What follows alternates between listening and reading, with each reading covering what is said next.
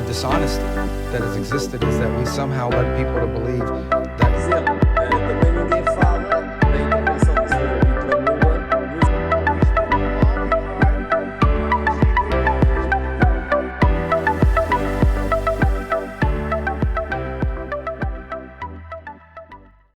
Parece mais, digamos, tudo aponta para isso, não é? Portanto, o que parece é que os Estados Unidos mudaram, quer dizer, tudo indica que os Estados Unidos e a Rússia fizeram um reset da sua relação, a ordem internacional mudou e neste momento todas as partes parece que ninguém quer a paz. Não quer a paz, o Presidente Zelensky tem outros objetivos e não quer. Aliás, vamos ver. Porque agora a bola está muito na linguagem que a bola está de um lado ou do outro. Aliás, ouvimos Didier Vance dizer que está tudo muito bem encaminhado, não está. Vimos que a União Europeia, com o jogo que fez esta semana, com a reunião que teve em Paris, portanto, liquidou praticamente o acordo do Mar Negro. O Presidente Zelensky também não parece que está muito preocupado com isso. E o Vladimir Putin também não parece. Aliás, quando o Vladimir Putin ontem diz... aliás, hoje referiu que textualmente, dentro de um submarino, dirigir-se a um conjunto de militares que vamos acabar com eles. Isto é, tudo indica que vamos acabar com o exército ucraniano. Portanto, a ofensiva está-lhes a correr bem, no campo de batalha as coisas não estão a correr tão mal quanto isso. E a União Europeia, que parece que, efetivamente, está a querer dar uma grande ajuda à Ucrânia, parece-nos também, sinceramente, que prefere que a Ucrânia capitule a chegar a um acordo que seja estrategicamente desfavorável ou mediaticamente desfavorável. É isto, sinceramente, que nos parece, porque estamos um pouco naquela fantasia, naquela ideia que vamos ter forças no terreno, mas se os americanos assegurarem, digamos, assegurarem garantias de segurança, portanto, é um pouco uma atrapalhada em que estamos, não é? E neste momento o que verificamos é que americanos e russos estão noutra realidade. Estamos a ver o conflito na perspectiva europeia e, se me permite, sem querer ser deselegante, de uma forma um bocado simplista. Entre Estados há interesses e os interesses americanos, neste momento, em relação à Ucrânia, passam apenas pelo retorno do investimento que lá fizeram e vemos que um dos fatores de desequilíbrio ou de atrição ou até de conflito entre a Ucrânia e os Estados Unidos é que ouvimos hoje o Presidente Zelensky a dizer este acordo que os Estados Unidos querem que a Ucrânia assine está fora de questão porque é mais draconiano que o anterior, não dá garantias de segurança e, digamos, o próprio Medvedev diz se Zelensky assinar este acordo tem um fim como o Mussolini, se não assinar tem um contencioso com os Estados Unidos. Portanto, está efetivamente num beco sem saída. Portanto, nós temos alguma tendência de considerar que os interesses dos Estados Unidos, que neste momento, como dissemos, não passam pela Ucrânia, são favoráveis a Putin.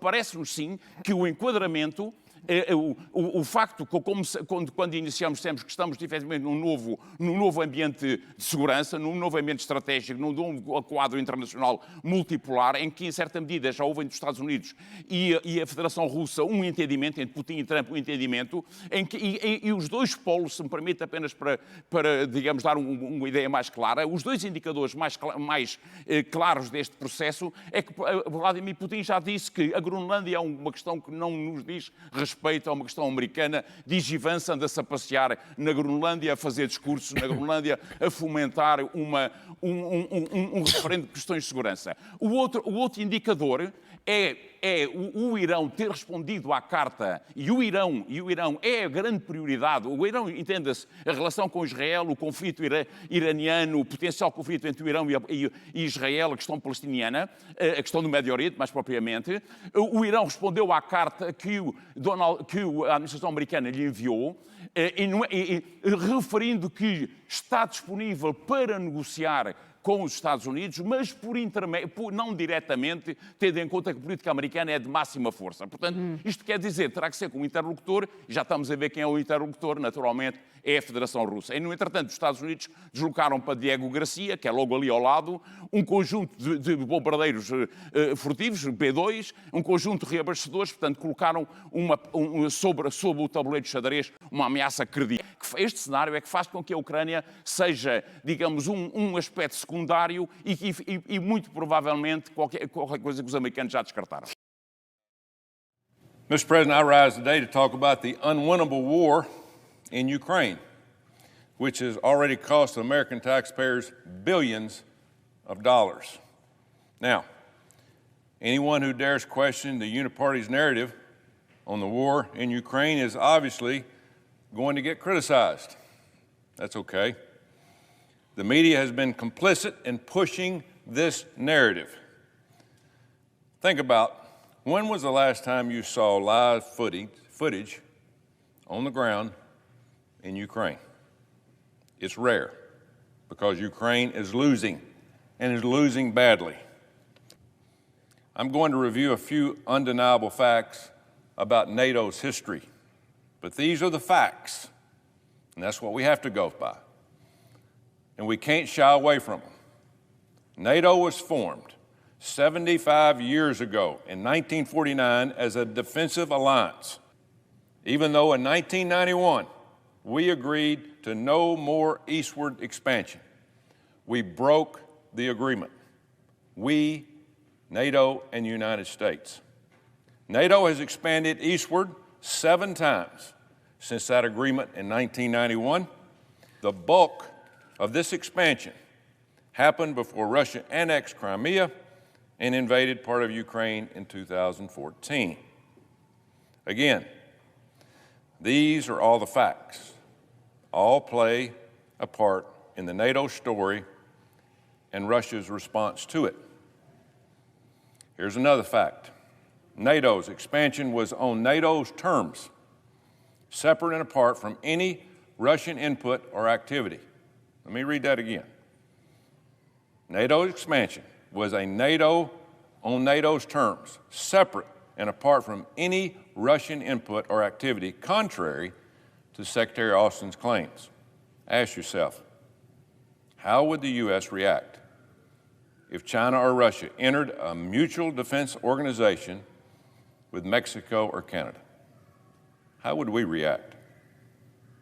What if they started basing troops or participating in military exercises just miles from our homeland? First, how far are we willing to take this proxy war with Russia? How far are we? Did we think about that before we got into this? What happens if it turns against Ukraine and Russia starts making real gains, as it appears is happening today? Since the Russian offensive began, we have sent more than $174 billion taxpayer dollars to Ukraine, one of the most corrupt countries in the world. So after all that, after the last 2.5 years of funding billions of taxpayer dollars, getting hundreds of thousands of people killed, what do we have to show for it? The war has only gotten worse. Hundreds of thousands are dead. Ukraine is becoming more desperate as its forces are engineering widespread insubordination and even mass desertion. We don't hear that on TV. We don't hear that in this propaganda media. Over 6 million Ukrainians have fled the country, have left their country. Ukraine is playing with fire.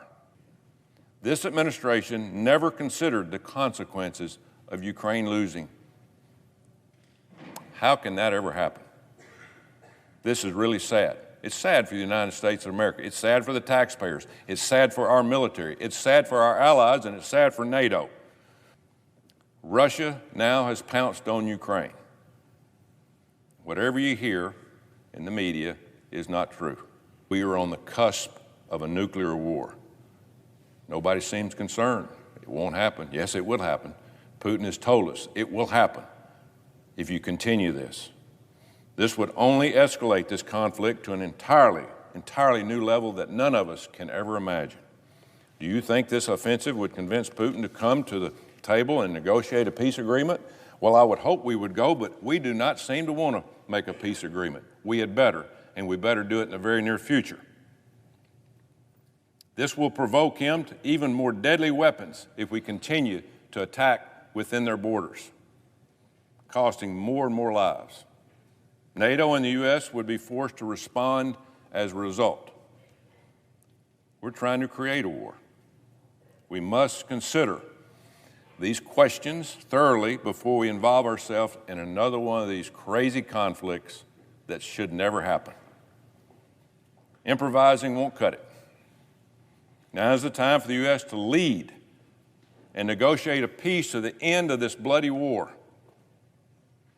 I keep hearing people say, well, we're building equipment for our military. Yeah, right. Or argue men and women are not losing their lives. We're getting close to it. We're getting very close. It's about this administration's funding a proxy war with no plan, zero, no plan on how to stop it or how to win it. The Biden-Harris administration needs to negotiate a peace agreement now, immediately, or there will be huge, disastrous consequences coming in the very near future. Mr. President, I yield the floor.